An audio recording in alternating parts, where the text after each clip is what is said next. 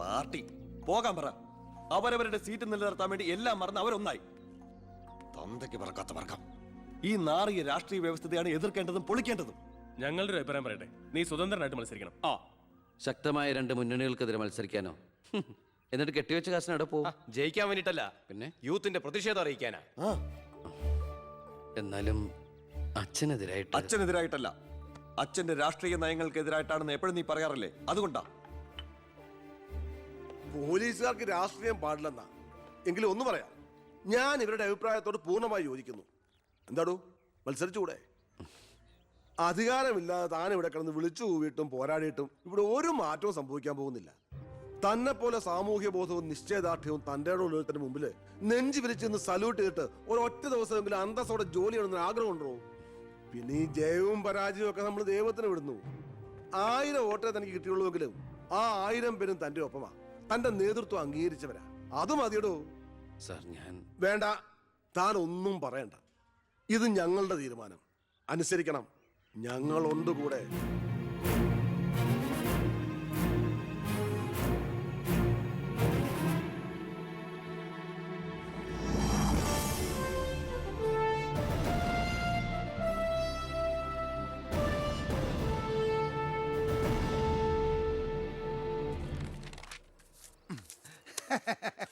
ഒരുപാട് തെരഞ്ഞെടുപ്പുകൾക്ക് ഞാൻ പോസ്റ്റർ ഒട്ടിച്ചിട്ടുണ്ട്. ഭയങ്കര രാശിയുള്ളവനാ ഞാൻ പോസ്റ്റർ ഒട്ടിച്ച ഒരു സ്ഥാനാർത്ഥിയും ഒരു ഇലക്ഷൻ ഇന്നേ വരെ ജയിച്ചിട്ടില്ല. അതെന്റെ ക്വാളിഫിക്കേഷൻ. എന്റെ അമ്മയുടെ സത്യം. 77 തെരഞ്ഞെടുപ്പിൽ ഞാൻ പോസ്റ്റർ ഒട്ടിച്ച സ്ഥാനാർത്ഥി തോമസ് ചാണ്ടി ഇടിവട്ടേറ്റ് മരിച്ചു. 84 സ്ഥാനാർത്ഥി പാണ്ടിലോറി കയറി മയ്യത്തായി. പിന്നെ മരിക്കാത്ത സ്ഥാനാർത്ഥികൾക്ക് കെട്ടിവെച്ച കാശ് പോലും കിട്ടില്ല. പിന്നെ മൈക്ക് അനൗൺസ്മെന്റിൽ ഞാൻ ബഹുമെടുക്കാനാ. മൈക്ക് അലവൻസ് അല്ല, മൈക്ക് അനൗൺസ്മെന്റ്. അതന്നെ ഞാനും പറഞ്ഞത്. എനിക്കറിഞ്ഞൂടെ?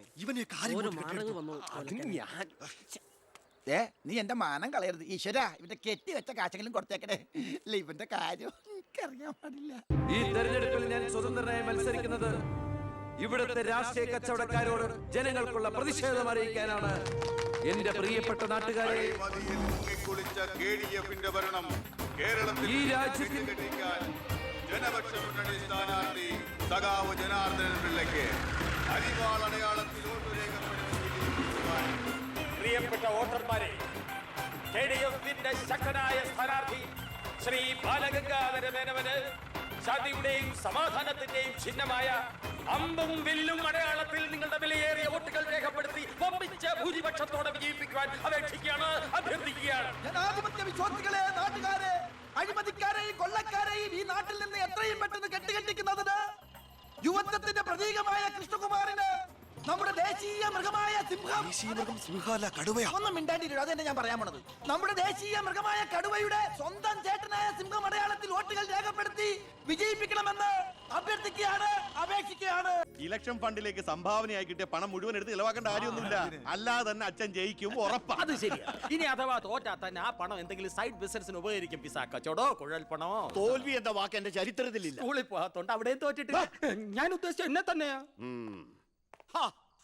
വന്നല്ലോ എതിർകക്ഷി. അയ്യോ, അങ്ങോട്ട് കൊടുക്കടി. വോട്ട് ചോദിച്ച് തെണ്ടി തെരിഞ്ഞ് ക്ഷീണിച്ചു വന്നിരിക്കുക. കുടുംബത്തിന് മാനക്കേടുണ്ടാക്കാനും പത്രക്കാർക്ക് കഥകൾ ഉണ്ടാക്കാനും കോമാളി വേഷം കിട്ടി ഇറങ്ങിയിരിക്കുക. സംശയമുണ്ടോ? കഷ്ടാൽ കഷ്ടം. അച്ഛനെ കിട്ടേണ്ട കുറച്ച് വോട്ടുകൾ പിടിക്കുമായിരിക്കും, എന്നിട്ട് ജയിക്കൂ? അതുമില്ല. അതുകൊണ്ട് ആർക്കാ നേട്ടം? ജനപക്ഷ മുന്നണിക്ക്. യവൻ കാരണം ആർക്കും ഒരു ഗുണം കിട്ടില്ല. ഇവനൊക്കെ ആര് വോട്ട് കൊടുക്കാനാ? ഈ കുടുംബത്തിന് പോലും ഒരു വോട്ട് കിട്ടിവിടാനൊക്കെ. ഇവിടുന്ന് ഒരു വോട്ട് എനിക്ക് ഉറപ്പുണ്ട്. എന്റെ അമ്മയുടെ. അല്ലമ്മേ? അമ്മയുടെ വോട്ട് ചോദിക്കാൻ വന്നേക്കണം. വോട്ട് ചോദിക്കാൻ വന്ന മകനെ ആട്ടിപ്പായിക്കണ്ടായിരുന്നു. സുഹൃത്തുക്കളെ, നിങ്ങൾക്ക് എല്ലാവർക്കും അറിയാം, കഴിഞ്ഞ 25 വർഷമായിട്ട് എന്റെ നാട്ടുകാർ എനിക്ക് തീരെഴുതി തന്നിട്ടുള്ള മണ്ഡലമാണ് ചിറ്റാരിക്കര. അതൊരു പോരായ്മ തന്നെയാണ്. അതെ അതെ, എന്ന് എതിർ പാർട്ടിക്കാർ പറയുമെന്ന് ഞാൻ ഉദ്ദേശിച്ചത്. ചിറ്റാരിക്കരയിൽ നിന്നും കേരളക്കര മൊത്തം KSRTC ബസ് സർവീസ് ഇല്ലേ? ഗതാഗത മന്ത്രിയായിരുന്നപ്പോ ഞാൻ ചെയ്തതാ ഈ നാടിന് വേണ്ടി ഇതൊക്കെ. ഇനി ഈ നാട്ടിലെ പട്ടിണിപ്പാവങ്ങൾക്ക് വേണ്ടി ഒരു എയർപോർട്ട്, അതാണ് എന്റെ സ്വപ്നം. പട്ടിണി പാവങ്ങൾക്ക് എയർപോർട്ട് അത്യാവശ്യമല്ലേ? ലണ്ടനിൽ പോവാൻ, അതെന്തിന്? വെളുക്കിരിക്കാൻ. ഈ നാടിനെ സ്വർഗതുല്യമാക്കാൻ നിങ്ങൾ എന്നെ വിജയിപ്പിച്ച് മന്ത്രിയാക്കി ചിറ്റാരിക്കരയുടെ പാരമ്പര്യം നിലനിർത്തണമെന്ന് ആഹ്വാനം ചെയ്തുകൊണ്ട് നിർത്തുന്നു. ജയ് ഹിന്ദ്. അടുത്തതായി രണ്ട് പ്രമുഖ മുന്നണി സ്ഥാനാർത്ഥികൾക്കെതിരെ സ്വതന്ത്രനായി മത്സരിക്കുന്ന ബി കൃഷ്ണകുമാറിന് എന്താണ് പറയാനുള്ളത് നമുക്ക് നോക്കാം. സ്വന്തം അച്ഛനെതിരെ മത്സരിക്കുന്നതാണോ ഇല്ലടൂ? പ്രിയമുള്ളവരെ, ബഹുമാന്യരായ എൻ്റെ രണ്ട് എതിർ സ്ഥാനാർത്ഥികളുടെ മോഹനസുന്ദര വാഗ്ദാനങ്ങളും വീരവാദങ്ങളും നിങ്ങൾ കേട്ടുകഴിഞ്ഞു. നടക്കാത്ത വാഗ്ദാനങ്ങൾ നൽകി നിങ്ങളെ വഞ്ചിക്കാൻ ഞാൻ തയ്യാറല്ല. പക്ഷേ ഒരു കാര്യം നിങ്ങളെ അറിയിക്കാൻ ഞാൻ ഈ അവസരം ഉപയോഗിക്കുകയാണ്. ശക്തമായ രണ്ട് മുന്നണികൾക്കെതിരെ മത്സരിക്കുന്ന ഒരു സ്വതന്ത്ര സ്ഥാനാർത്ഥിയാണ് ഞാൻ. വിജയസാധ്യത വളരെ കുറവായി എനിക്ക് ഇവിടുത്തെ പല പ്രമുഖ വ്യവസായികളും പ്രമാണിമാരും കുറച്ച് പാരിതോഷികങ്ങൾ തന്നിട്ടുണ്ട്.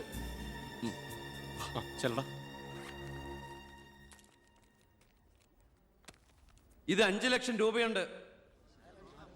നമ്മുടെ മുന്നിലിരിക്കുന്ന നന്മ നിറഞ്ഞ ശ്രീ ചാണ്ടിച്ചൻ സംഭാവനയായി തന്നതാണ് ഈ തുക. ഇത് 3 ലക്ഷം വ്യവസായ പ്രമുഖൻ കോശിയുടെ വക.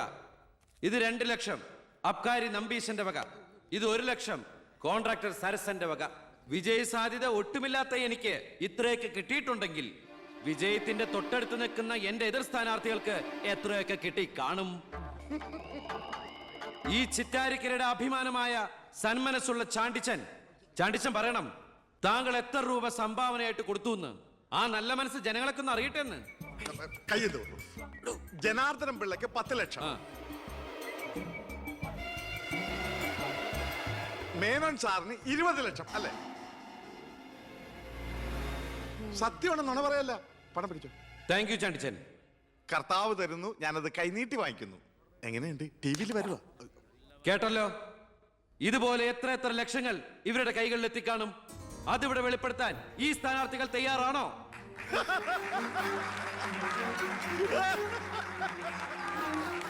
ബഹുമാന്യരെ, ഈ പണം കൊണ്ട് എന്റെ പോസ്റ്ററുകൾ അച്ചടിച്ച് ഈ മണ്ഡലം മുഴുവൻ ഒട്ടിക്കാം, ബാനറുകൾ കെട്ടാം, വോട്ടുകൾ വിലയ്ക്ക് വാങ്ങാം.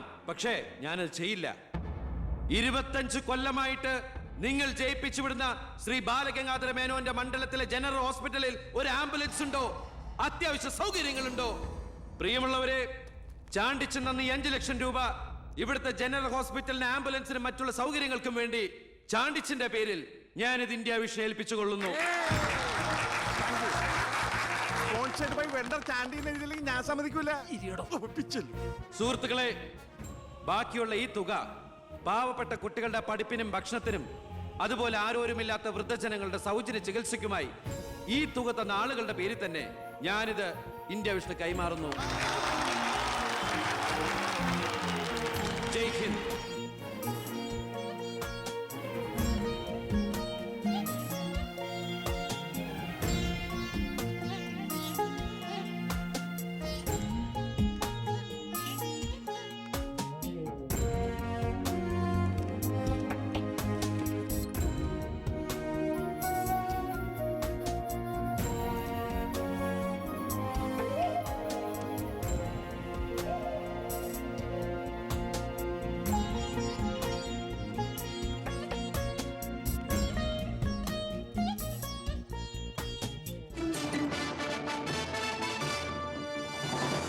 പന്ത്രണ്ടാം നിയമസഭയിലേക്ക് നടന്ന വാശിയേറിയ തെരഞ്ഞെടുപ്പിൽ 72% വോട്ട് രേഖപ്പെടുത്തി.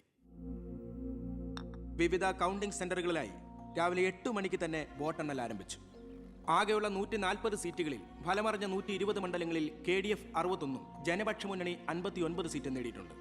കേരളത്തിലെ മുന്നണി സമവാക്യങ്ങളെ അട്ടിമറിക്കാൻ പോകുന്ന പുതിയൊരു രാഷ്ട്രീയ ധ്രുവീകരണത്തിനുള്ള സാധ്യതയാണ് ഇപ്പോൾ നമ്മുടെ മുന്നിലുള്ളത്.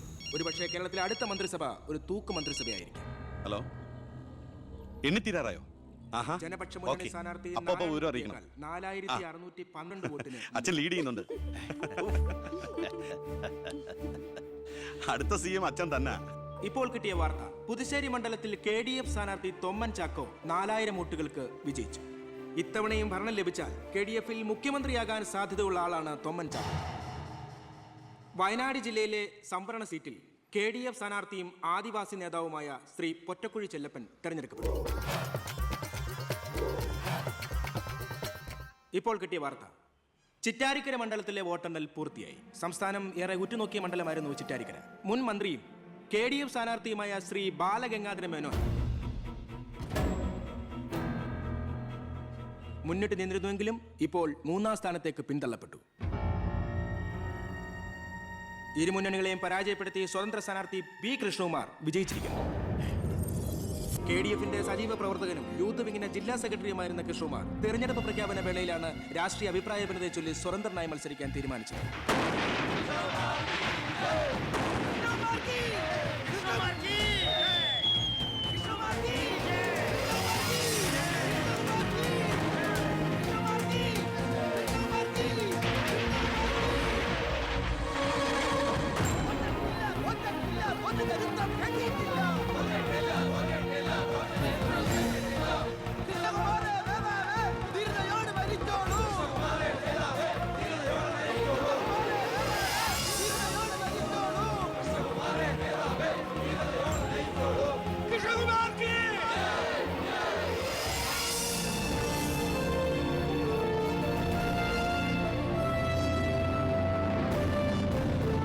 നമസ്കാരം. പ്രധാന വാർത്തകൾ. തെരഞ്ഞെടുപ്പ് ഫലം പൂർത്തിയായപ്പോൾ വ്യക്തമായ ഭൂരിപക്ഷം ആർക്കും ലഭിക്കാത്തതിനാൽ കേരള രാഷ്ട്രീയം അനിശ്ചിതത്വത്തിൽ. ഇരു മുന്നണികളും സജീവ ചർച്ചയിലാണ്. കഴിഞ്ഞ തവണ 100 സീറ്റ് നേടിയ മുന്നണിയാ, ഇത്തവണ അത് 70 സീറ്റിൽ ഒതുങ്ങി. അത് നിങ്ങളുടെ ഭരണത്തിന്റെ നേട്ടാ. അത് നിങ്ങൾ കാലുവാരി കൊണ്ട് സംഭവിച്ചതാ. ഇങ്ങനെ പരസ്പരം പഴിയാരാതെ ഇനി എന്ത് വേണമെന്നാണ് ആലോചിക്കേണ്ടത്. എന്തൊക്കെ പറഞ്ഞാലും മുഖ്യമന്ത്രി രാജിവെക്കണം. രാജിവെക്കാൻ ഇവിടെ ആരും മുഖ്യമന്ത്രി ആയിട്ടില്ലടോ. നമുക്ക് ഇവിടെ ഭരിക്കാൻ പറ്റുമെന്ന് ഒരു തീരുമാനമായിട്ടില്ല. എന്തായാലും 69 സീറ്റ് വെച്ച് പ്രതിപക്ഷത്തിന് മന്ത്രിസഭ ഉണ്ടാക്കാൻ പറ്റില്ല. പക്ഷേ കൃഷ്ണകുമാർ നമ്മളോടൊപ്പം നിന്നാലേ നമുക്ക് ഭരിക്കാൻ പറ്റൂ. എന്നാലേ 71 തികയൂ. കൃഷ്ണകുമാർ അതിന് തയ്യാറാവോ? സീറ്റ് കൊടുക്കാത്തതിന്റെ ദേഷ്യം കാണില്ലേ? ഞാൻ ഇതിനെക്കുറിച്ച് അവനോടൊന്ന് സംസാരിച്ചു. അവൻ ഇങ്ങോട്ടൊന്ന് വരാമെന്ന അർത്ഥസമ്മതം മൂളിയിട്ടുമുണ്ട്. മേനോൻ മത്സരിക്കണ്ട, മോൻ മത്സരിച്ചാ മതിയെന്ന് ഈ മേനോനോട് ഞാൻ 100 വട്ടം പറഞ്ഞതാ. താ കേട്ടില്ല. അതെന്റെ രാഷ്ട്രീയ തന്ത്രം. മകനെ നിർത്തിയിരുന്നെങ്കിൽ പ്രതിപക്ഷം പറയും മക്കൾ രാഷ്ട്രീയമെന്ന്. അച്ഛന്റെ പിൻബലമില്ലാതെ മക്കൾ സ്വയം വളരണം. അവനത് തെളിയിച്ചു. അതിനുവേണ്ടിയാ ഞാൻ എതിർത്തത്. വരണം വരണം വരണം.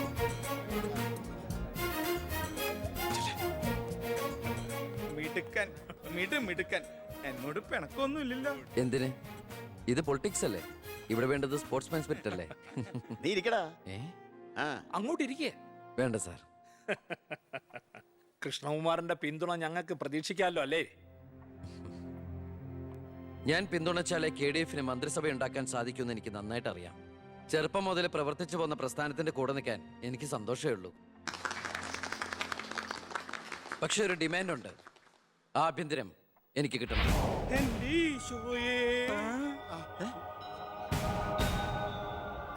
ഞാൻ ആ കാര്യം പറയാനിരിക്കായിരുന്നു. Home minister ആകാനോ? അത് നടപ്പില്ല. മന്ത്രി ആകണമെങ്കിലേ വകുപ്പിനെ കുറിച്ച് അറിയണം, പ്രവൃത്തി വരികയോ വേണം. ആരതൊക്കെ പഠിച്ചിട്ട് ഇവിടെ മന്ത്രിയാണത്? ദിവാരേട്ടൻ ഗതാഗത മന്ത്രിയായിട്ട് ഇരുന്നിട്ടില്ലേ? പണ്ടങ്ങോ ബസ്സിൽ കയറിയതാണോ പ്രവൃത്തി പരിചയം? വണ്ടി ഓടിക്കാൻ അറിയോ ദിവാരേട്ടന്? വേണ്ട. ആക്സിലേറ്റർ ക്ലച്ചും ബ്രേക്കും തിരിച്ചറിയോ? ഇല്ല. ദായിരിക്കണേ കിഴിപ്പുള്ളി സാറ്. പണ്ട് വിദ്യുച്ഛക്തി വകുപ്പ് കൈകാര്യം ചെയ്തിരുന്ന ആളല്ലേ? ഒന്ന് ചോദിച്ചോട്ടെ, ഈ വിദ്യുച്ഛക്തി എങ്ങനെ ഉണ്ടാക്കുന്നേ? അത് വെള്ളത്തിന്ന് ആണോ? പിന്നെന്താ വെള്ളത്തിൽ തൊട്ട ഷോക്ക് അടിക്കാത്ത? പറയാൻ അതൊക്കെ എന്തിനാ നമ്മൾ അറിയുന്നേ? സ്വിച്ച് ഇട്ടാ കറണ്ട് വരുന്നുണ്ടോ? അത് മാത്രം അറിഞ്ഞാ മതി. അതറിയില്ല. യവൻ പറയുന്നതിലും കാര്യമുണ്ടെന്നേ. പിന്നെന്താ ഷോക്ക് അടിക്കാത്ത? നമ്മളെന്തിനാ വല്ലവന്റെയും കാര്യം ആലോചിച്ച് തല ഉണ്ടാക്കുന്നേ? ഏതൊരു ജോലിക്കുണ്ട് യോഗ്യത ടെസ്റ്റ്. സത്യത്തിൽ മന്ത്രിയാകാനും വേണം ഒരു പരീക്ഷ. ഈ IAS IPS ഒക്കെ പോലെ IIPS, Indian institute of political science, അത് പഠിക്കണം. അല്ലെങ്കിൽ വേണ്ട. മിനിമം യോഗ്യത 10ാം ക്ലാസ് പാസ്സാവണമെന്ന് പറഞ്ഞാ ഇവിടെ ഇരിക്കുന്ന പലരും ഓടിപ്പോണ്ടി വരും. ഈ തെരഞ്ഞെടുപ്പ് എന്ന് പറയണത് തന്നെ ഒരു പരീക്ഷയാ. ആ പരീക്ഷ പാസ്സായവർക്ക് മാത്രമേ മന്ത്രിയാവാൻ പറ്റൂ. അതൊരു പരീക്ഷയല്ല സാറേ, പരീക്ഷണമാണ്. ഇവനെങ്കിലും ശരിയാവോ എന്നുള്ള ജനങ്ങളുടെ പരീക്ഷണം.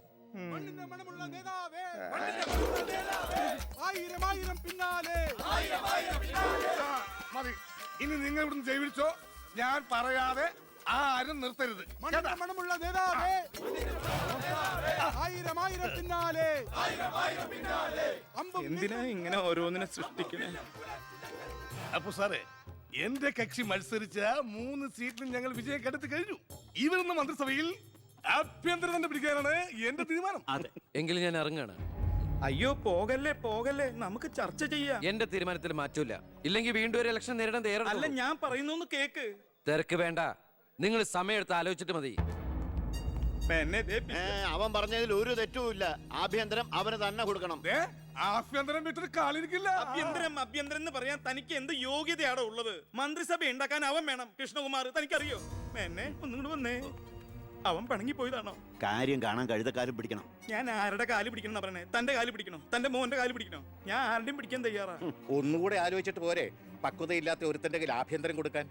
അവന്റെ പിറകിൽ ഞാനില്ലടോ. അവനെ മുന്നിൽ നിർത്തി ഞാൻ ഭരിക്കും. ആരൊക്കെ എന്തൊക്കെ പറഞ്ഞാലും ആഭ്യന്തരം ഞാൻ വിട്ടു തരില്ല. തനിക്ക് കൈയിട്ട് വരാൻ പറ്റിയ ഒരു വകുപ്പ് തന്നാ പോരെ? തരാം. എങ്കിൽ വനം മതി. നമുക്ക് സാവധാനം വെളുപ്പിച്ചെടുക്കാം. അതിന് യോഗ്യതയിലൊന്നും മാത്രം ആരും പറയരുത്. കാരണം ഞാൻ കാടിന്റെ മകനാ.